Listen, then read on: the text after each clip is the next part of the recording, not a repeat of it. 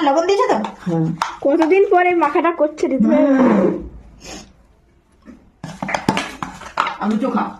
হ্যাঁ, আলু চোখা এটার নাম। আমাদের প্রিয়, আলু মিমিরও প্রিয়। ভর্তা, কেউ বলে আলু ভর্তা। এর মধ্যে আবার ধনে পাতা দেওয়া যায়, হ্যাঁ, অনেক কিছু দেওয়া যায়। দিদি আবার ফুচকা দিয়ে দিদি।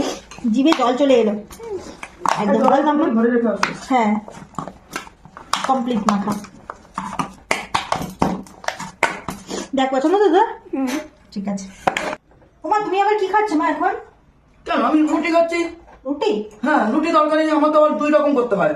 তোমাদের ভাত আলু ডিম সব করতে হয়, আমার নিরামিষ রুটি তরকারি। কালকে তো আমাদের একাদশী আছে, খাবো না।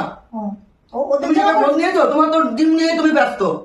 ডিম আলু সুদ্ধ পেঁয়াজ কি করে খাবো খাবো বলছো, যে মা কি খাবে সেটা ভেবেছো? আমি আর কি ভাববো, তুমি তো সারাদিন করছো তাই আর ভাবি না। দিদি তুমি এখনই খেতে বসে গেছো?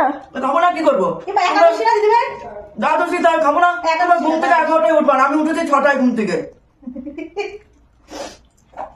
রুটি তরকারি আর বোঁদে খাচ্ছি। বোধ নিছো? ওটা ফ্রিজে রেখে আসো। হ্যাঁ, আমাদের তো পদে পদে লাগে, কেউ নিরামিষ খায় কেউ আমিষ খায়, সেরকম এত বাহার।